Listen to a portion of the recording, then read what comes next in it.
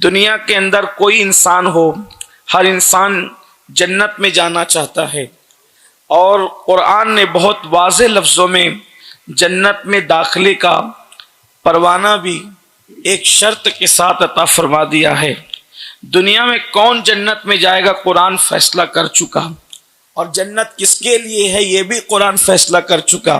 कुरान कहता है इन्नल अबरार लफी नईम व इन्नल फुज्जार लफी जहीम, कि जो लोग नेक हैं उनके लिए जन्नत बनाई गई है और जो फासिक व फाजिर और पापी है उनके लिए जहन्नम बनाई गई है। अल्लाह रब्बुल इज़्ज़त ने एक ऐसी जन्नत जिसे इज्जत की जगह कहते हैं उसके बारे में सिर्फ एक कंडीशन के साथ दाखिले का हुक्म फरमाया, और उसका जो है वो ऐलान फरमाया कि हर इंसान चाहता है उसको मकान खूबसूरत मिले, उसका मकान अच्छा हो। गरीब आदमी भी अच्छा मकान चाहता है, अमीर आदमी भी अच्छा मकान चाहता है, लेकिन जन्नत से बेहतर कोई चीज नहीं है। अगर लोगों को जन्नत का हाल पता चल जाए तो एक लम्हे के लिए भी लोग दुनिया में रुकने के लिए तैयार ना हो। अल्लाह रब्बुल इज़्ज़त ने हमारी निगाहों से जन्नत की नेमतों को छुपाकर दुनिया के अंदर हमें रहने की मोहलत अता फरमाई है, वरना जिस दिन लोगों को जन्नत का हाल पता चलेगा उस दिन लोग फौरी तौर पर इस दुनिया से निकलने की तैयारी करेंगे। बल्कि हालात ये होंगे, अल्लाह अकबर, लोग पागल हो जाएं अगर जन्नत का जिक्र सुने। रिवायतों में आता है अल्लाह अकबर कि अगर कोई जन्नत की हूर सिर्फ अपना कंगन इस दुनिया के अंदर यूं कर दे, यानी कि उसकी कलाई का पहना हुआ कंगन सिर्फ उसको वो एक झलक यूं करे, तो पूरी दुनिया के इंसान उसकी रोशनी और उसकी अनवार और तजल्लियात की ताब न लाकर सारी दुनिया के इंसान अंधे हो जाएं। ये कैफियत है उसकी। और अल्लाह अकबर, जन्नत की नेमतों का हाल ये है कि जैसे दुनिया के अंदर एक इंसान 2-3 कपड़े पहनता है तो अंदर वाला कपड़ा नजर नहीं आता, लेकिन हदीस पाक में आता है कि जन्नत के अंदर अल्लाह पाक एक एक जन्नती को 70 लिबास पहनाएगा, लेकिन पहला लिबास भी नजर आएगा और आखिरी लिबास भी नजर आएगा, यानी 70 के 70 लिबास नजर आएंगे। वहां खाओगे तो कोई बदहजमी नहीं होगी और फिर वहां हूरों के साथ जिंदगी होगी। मेरे आका अलैहिस्सलाम के प्यारे दीवानों, यहां तक फरमाया गया कि जो बंदा अपनी आंखों की हिफाजत करता है, आंखों की हिफाजत करता है, यानी कि कोई हुस्न, किसी औरत का, अजनबी औरत का हुस्न उसके सामने होता है और वो सिर्फ जो है ये सोच करके अपनी नजर पे कंट्रोल कर ले कि मुझे अल्लाह देख रहा है, अल्लाह के रसूल सल्लल्लाहु अलैहि वसल्लम फरमाते हैं उसी वक्त अल्लाह उसका 360 जन्नती हूरों के साथ निकाह फरमा देता है। उसी वक्त निकाह होता है। आप अंदाजा फरमाएं, निकाह पर कंट्रोल किया और जन्नती हूरों के साथ निकाह हुआ। इसका मतलब अगर इंसान रोजाना नजरों पे कंट्रोल करे तो रोजाना उसका निकाह जन्नती हूरों के साथ हो रहा है। हालांकि ये बात माअज़ल्लाह जैसे कि गालिब जैसे लोगों की जबान से निकल गया कि हमको मालूम है जन्नत की हकीकत, लेकिन दिल को बहलाने के लिए गालिब ये ख्याल अच्छा है। वल्लाह ये कोई दिल को बहलाने की बात नहीं है, ये बात हकीकत है। बल्कि जन्नत इतनी खूबसूरत है कि इदरीस अलैहिस्सलाम गए तो वापस लौट के नहीं आए। खूबसूरत है जन्नत। अब आप अंदाजा फरमाएं, यहाँ एक बात और अकीदे की अर्ज कर दी जाए कि जब जन्नत इतनी खूबसूरत है कि इदरीस जैसा नबी जाकर के वापस नहीं आता है, और जन्नत बनती कैसे है या जन्नत सजती कैसे है, तो अल्लाह अकबर, मेरे इमाम जन्नत की रोशनी और उसकी सजावट का जिक्र करते हुए कहते हैं कि बचा जो तलवे का उनके धोवन, बचा जो तलवों का उनके धोवन, बना वो जन्नत का रंग रोगन। उनके तलवों का धोवन बचता है तो जन्नत का रंग रोगन बनता है। अल्लाह अकबर, जब तलवे के धोवन के रंग और रोगन से सजी जन्नत का हाल ये है तो हुस्ने मुस्तफा जाने रहमत का हाल क्या है? नारे तकबीर, नारे रिसालत, उलमा अहले सुन्नत। आप तसव्वुर फरमाएं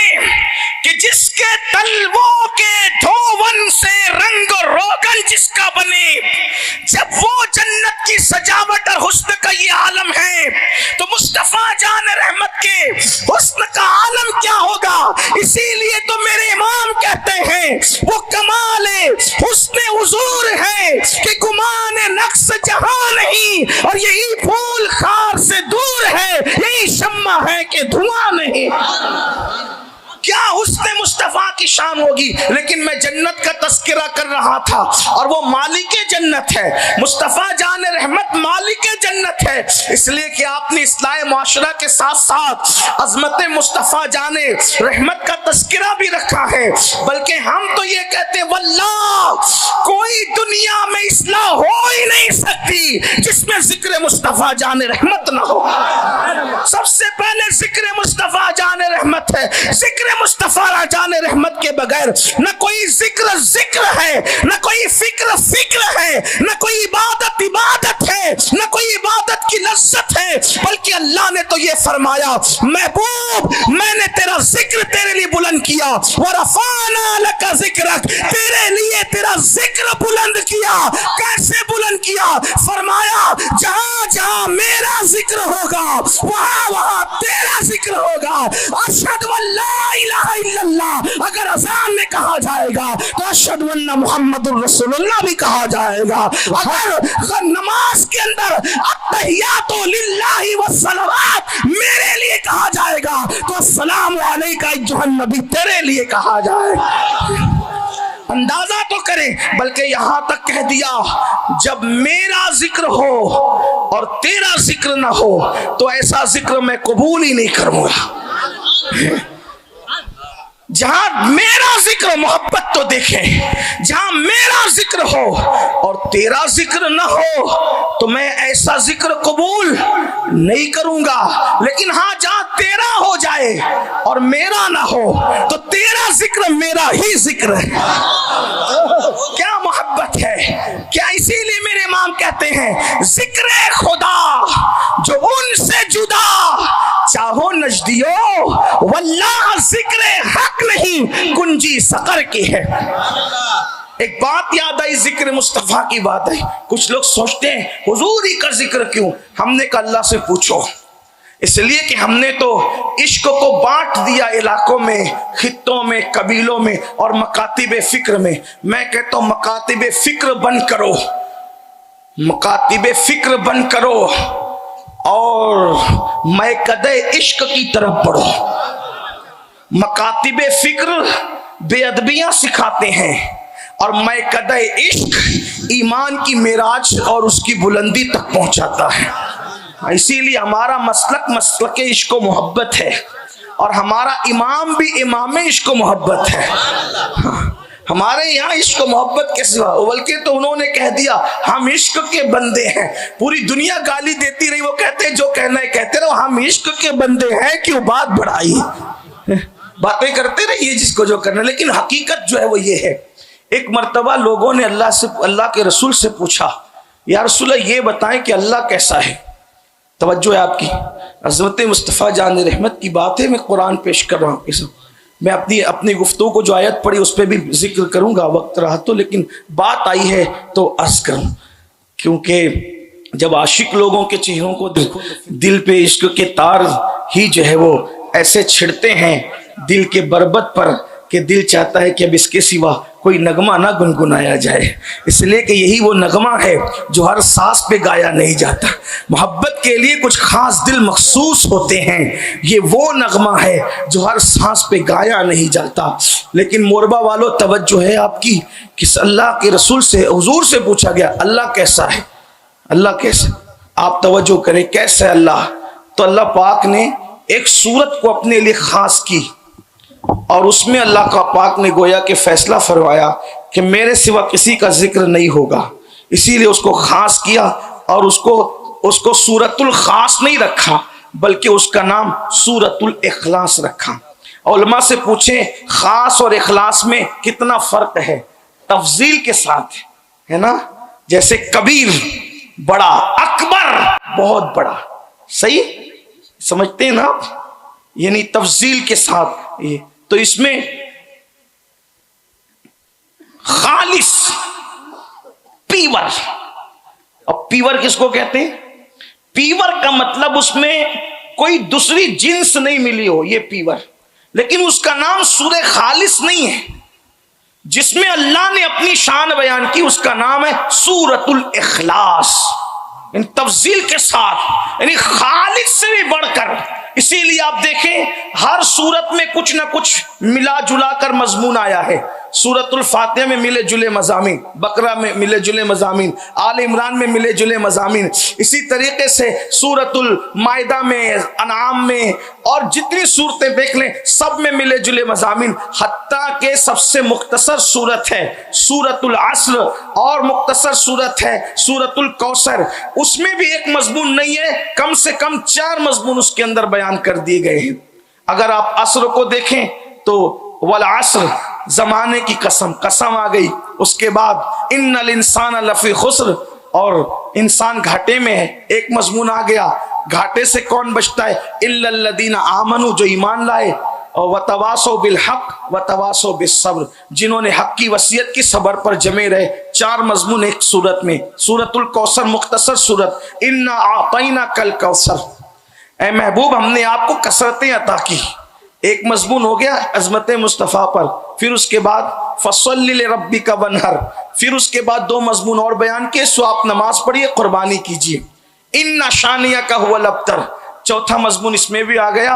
और जो आपका दुश्मन है वो हर भलाई से महरूम है, हर खैर से महरूम है। इतनी मुख्तसर सूरत में 4 मजमून बयान किए, लेकिन जिसको अपने लिए खास किया, तवज्जो करना, कुरान की बात कर रहा हूं, गौर फरमाना, जिसको अपने लिए खास किया, इखलास किया, ना इसमें जन्नत बयान करेंगे, ना जहन्नम बयान करेंगे, ना शैतान का तस्करा करेंगे, ना फरिश्तों का तस्करा करेंगे, ना अंबिया का तस्करा करेंगे, ना औलिया का तस्करा करेंगे। एक सूरतुल फातिहा है, सबका तस्करा आ गया। सिरातल लदीना अनअमता अलैहिम, इनाम याफ्ता बंदों के रास्ते पर चला, इनाम याफ्ता बंदों की फेरिस्त आगे बयान की।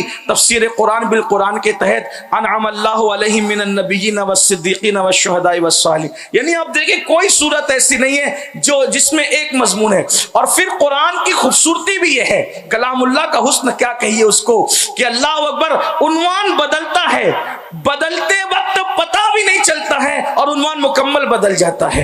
ये कुरान मुकद्दस का नज्म है, और ये कुरान मुकद्दस की सूरतों का, बल्कि आयतों का रब्त है। जैसे मोतियों की तरह पिरे हुए मजामीन है, बल्कि ये कह दूं कि मोतियों की तरह पिरे हुए मजामीन कहने को भी हल्का जुमला समझता हूं। कुरान के तसलसल को देखकर मोतियां अपने आप को एक दूसरे के साथ पिरो करके हुस्न जमाल पाया करती है। यह है कुरान मुकद्दस का नज़्म ज़ब्त। लेकिन सुने, जिस सूरत को अपने लिए खास किया, खास का मतलब बल्कि इखलास किया जिसको, मतलब इसके अंदर कुछ नहीं। हम बोलते ना इखलास के साथ काम करो, इखलास का मतलब क्या? एक ही के लिए काम करो। इखलास के साथ इबादत करो का एक ही के लिए इबादत करो। इखलास के साथ प्यार करो, मतलब एक ही के लिए। जिसमें दूसरा आ गया वो इखलास न रहा। जैसे मिसाल के तौर पे आप कहते हैं पीवर, घी पीवर है, तो घी कब पीवर होगा? जब घी देसी घी और देसी घी होगा, उसमें अगर दूसरा मिलेगा, आप क्या क्या कहते हैं? नकली घी को क्या कहते हैं? बनास्पति घी कह दें, डालडा कह दें, वो मिला तो बोलो पीवर रहा? बोलो, हालांकि दोनों घी है लेकिन रहा पीवर नहीं। बल्कि ये भी ताजिरों की अरबनियों की इस्तिलाह में ये भी, भैंस का घी तो भैंस का ही होगा, अगर गाय का घी उसमें मिल गया तो भी पीवर नहीं होगा। हालांकि दोनों घी है मगर पीवर नहीं होगा। बात समझ में आती है? भैंस का दूध ही पीवर है, भैंस और गाय का मिल गया तो पीवर न रहा, डंडी मार दी, बेईमानी कर दी, यही तो है। लेकिन सोचो तो सही, एक ही चीज हो तो पीवर है, दूसरी आ गई तो पीवर नहीं। और कुरान में एक सूरत है जो खालिस नहीं बल्कि इखलास है, और उसमें यह बयान किया जा रहा है कि अल्लाह कैसा है। और उसका मजमून यह है कि ना जन्नत का जिक्र, ना दोज़ख का जिक्र, ना क़यामत का जिक्र, ना हश्र का जिक्र, ना नश्र का जिक्र, ना दोस्त का जिक्र, ना दुश्मन का जिक्र, किसी का जिक्र नहीं, सिर्फ मेरा ही जिक्र होगा। अल्लाह गोया फरमा रहे मेरा ही जिक्र होगा। तो अल्लाह फरमाता है तो तेरा जिक्र कैसे होगा? हुवल्लाहु अहद अल्लाहुस समद लम यलिद वलम यूलद वलम यकुल लहू कुफुवन अहद। कैसे अल्लाह? तो कहा वो है और एक है और वो बेनियाज है और ना वो किसी से जन्म लेता है और ना उससे किसी ने जन्म लिया है और वो उसकी कोई जोरू जाता नहीं है और कोई उसका हमसर नहीं है। पूरा अपना बयान कर दिया। लेकिन जब इखलास में जिब्रील, मीकाईल, इसराफील, इस्राईल, इब्राहिम, आदम, नूह सब किसी को बयान नहीं किया, जब सिर्फ अपने आप को बयान करना हुआ तो अपने आप को बयान करने से पहले किसी का जिक्र खुद लाता है और लाकर बताता है। क्या हो अल्लाह अहद कहने से पहले खुद ही कहता है कुल, ऐ महबूबा फरमा दे, ऐ महबूबा फरमा दे, ऐ महबूबा फरमा दे। यानी मेरे जिक्र से पहले तेरा जिक्र होगा कि महबूबा फरमा दे। अल्लाह ये तो इखलास है, किसी और का जिक्र कैसा? तो गोया कुरान इशारा दे रहा है मोहम्मद खुदा नहीं है, ये सच है, मगर खुदा से जुदा भी नहीं है, ये सच है। नारे तकबीर, नारे रिसालत, उलमाए अहले सुन्नत। इखलास में दुई नहीं है और जहां दुई है वहां इखलास नहीं है। और ये सूरतुल इखलास भी है और जिक्र मुस्तफा भी है। तो पता चला अल्लाह का हमारा नबी अगरचे खुदा नहीं और हरगिज खुदा नहीं है, लेकिन खुदा से जुदा भी नहीं। जिक्र खुदा जो उनसे जुदा चाहो नजदियो, वल्लाह जिक्र हक नहीं कुंजी सकर की है। देखा इस कदर अल्लाह महबूब का जिक्र करता है। लेकिन आपसे पूछता हूं, जन्नत इतनी खूबसूरत है तो मालिक जन्नत कितना खूबसूरत होगा? और मालिक जन्नत मोहम्मदुर रसूलुल्लाह इतने खूबसूरत है तो खालिक जन्नत के हुस्न का आलम क्या होगा? मौलाना जमीलुर रहमान कहते क्या हुस्न है ऐ सैयदी अबरार तुम्हारा। मौलाना जमीलुर रहमान कहते क्या हुस्न है ऐ सैयदी अबरार तुम्हारा। अल्लाह भी है तालिबे दीदार तुम्हारा। और क्यों दीद के मुश्ताक ना हो हजरत यूसुफ, अल्लाह का दीदार है दीदार तुम्हारा। क्या हुस्न जमाल है, हुजूर अलैहिस्सलाम का क्या कमाल है। तो आप अंदाजा फरमाएं कि जन्नत इतनी खूबसूरत है कि इदरीस अलैहिस्सलाम गए वापस नहीं आए। वो जन्नत मिलेगी।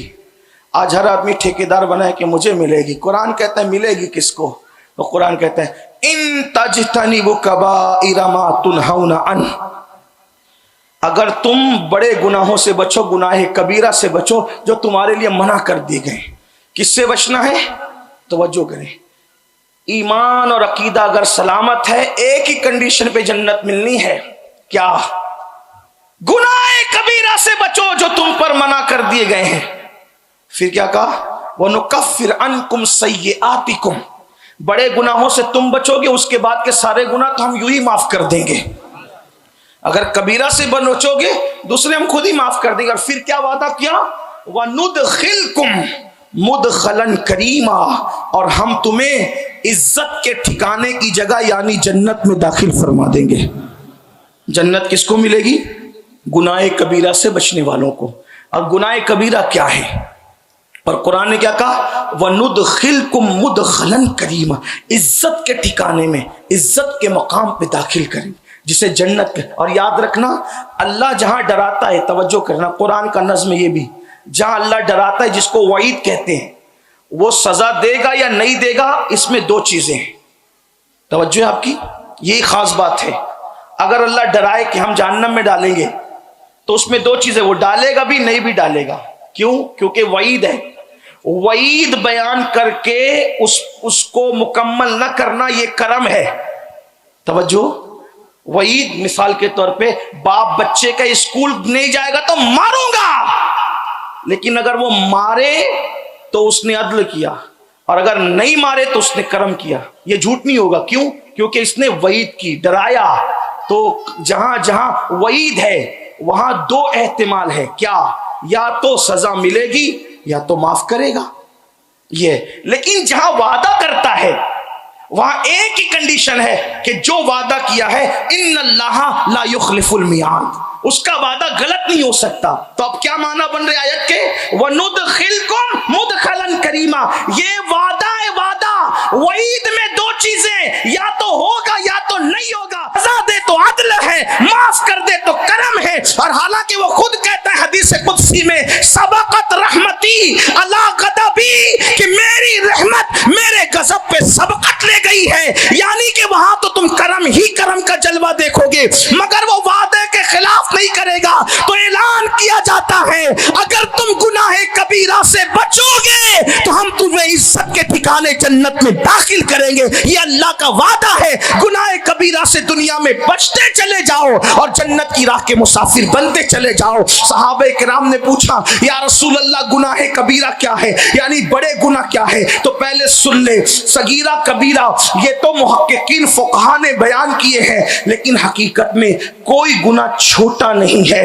इसीलिए किसी गुनाह को छोटा समझकर कभी ना किया जाए। किसी बड़े मुफक्किर ने कहा था, ठोकर हमेशा छोटे पत्थरों से लगती है, बड़े पहाड़ों से ठोकर नहीं लगा करती। इसलिए किसी गुनाह को हकीर समझकर, किसी गुनाह को छोटा समझकर नहीं किया जाए। इसलिए कि याद रखना, अल्लाह किस पर पकड़ कर ले, अल्लाह पाक किस पर पकड़ कर ले, इसकी कोई गारंटी नहीं है। इस सिलसिले में एक वाकया सूफिया बयान करते हैं। एक मर्तबा का वाकया है, अल्लाह अकबर। हुआ क्या है, अल्लाह अल्लाह, एक बुजुर्ग थे 70 साल तक, जिनका हाल ये था, दिन को रोजा रखा, रातों को इबादत की। जब इंतकाल हो गया तो मौत के बाद किसी ने ख्वाब में देखकर पूछा, हजरत अल्लाह ने आपके साथ क्या मामला किया?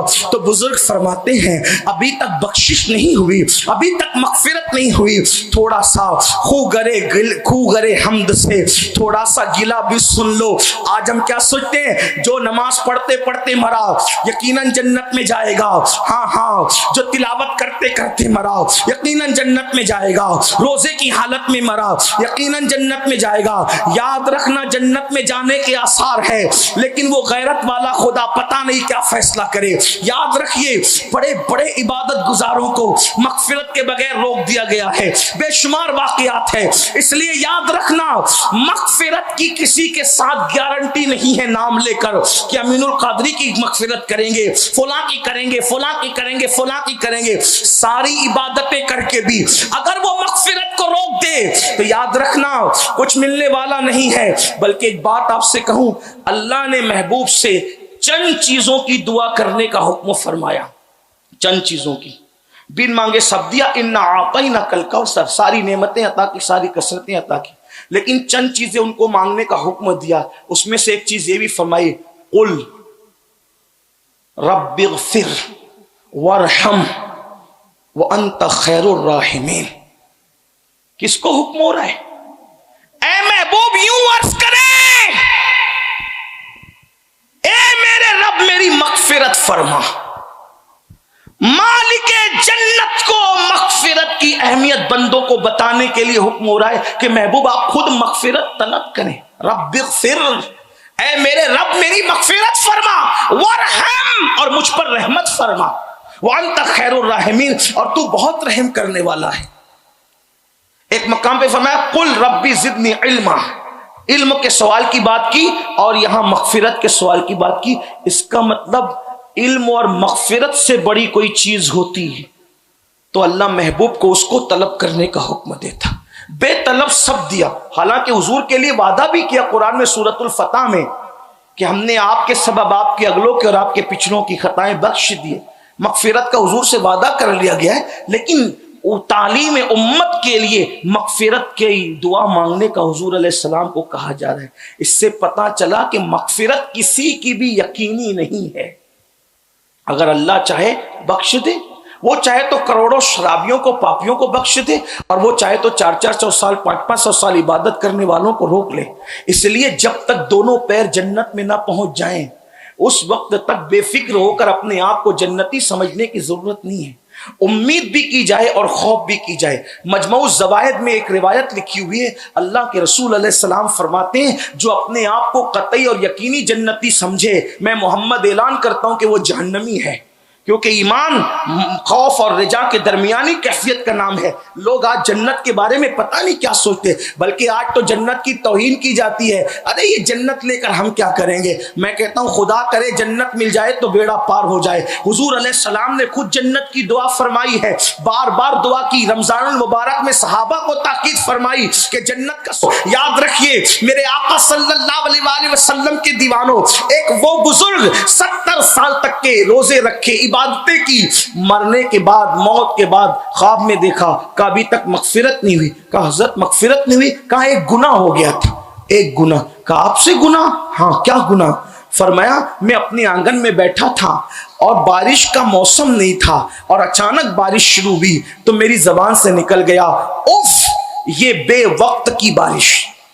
एक जुमला निकला, उफ, ये बेवक्त की बारिश। फरमाते हैं मरा मौत के बाद अब मुझसे पूछा जाता है, मेरे बंदे तूने बारिश को बेवक्त कहा, हमारे यहां तो हर काम का एक वक्त है। जब तक तू बारिश को बेवक्त साबित नहीं करेगा उस वक्त तक तेरी मगफिरत नहीं होगी। आपसे पूछना चाहता हूं, अगर बेवक्त बारिश किसी अल्लाह वाले की जबान से निकल जाए तो उसकी मगफिरत रोक दी जाती है।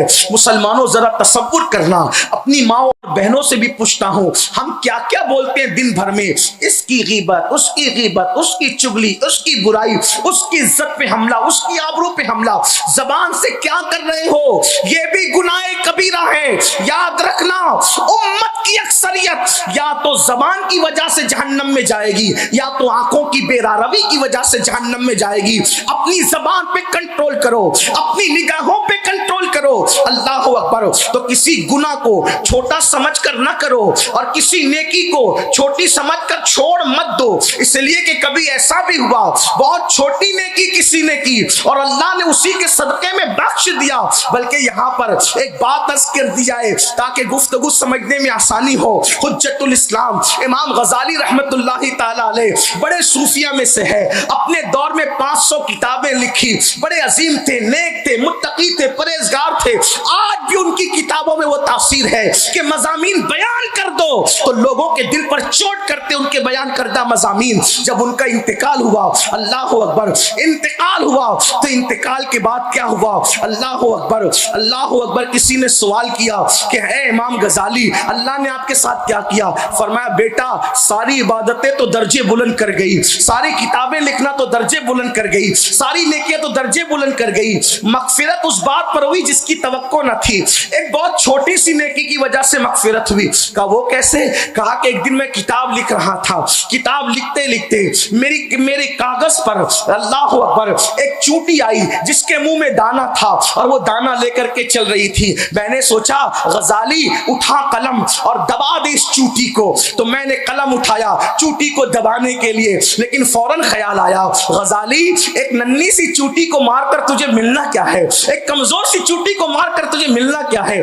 ये अल्लाह की मखलूक है। मैंने सोचा चलो नहीं मारते, फूंक देते हैं। जैसे ही फूंकना चाहा तो दिल में ख्याल आया कितनी मेहनतों के बाद ये चूंटी के मुंह में दाना आया होगा, कितनी मेहनतों से इसने ढूंढा होगा। तू फूंक देगा, चूंटी अलग जाएगी, दाना अलग जाएगा। एक मखलूक खुदा के मुंह से दाना छीनने का वबाल अपने सर न लो गजाली। मैंने ना फूका ना कलम उठा करके उसको मारा, कलम रख दिया, इंतजार करने लगा। चूंटी गुजरती रही, गुजरती रही, गुजरती रही, हत्ता कि चूंटी गुजर गई। उतने देर तक मैं अपने काम में मसरूफ न रहा और वो चूंटी को मैंने गुजरने दिया। बस इतना ही था। मेरे अल्लाह की बारगाह में पहुंचा तो रब ने फरमाया गजाली मेरी मखलूक कमजोर थी और तूने रहम किया।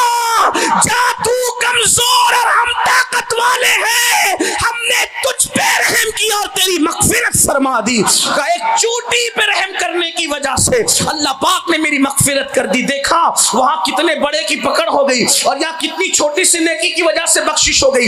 इसीलिए किसी भी नेकी को छोटी समझ करके जो है वो छोड़ने की जरूरत नहीं है, क्योंकि कतरे कतरे से दरिया बनता है। और किसी गुनाह को छोटा समझकर करने की जरूरत नहीं है, इसलिए कि पहाड़ों से ठोकर नहीं लगती।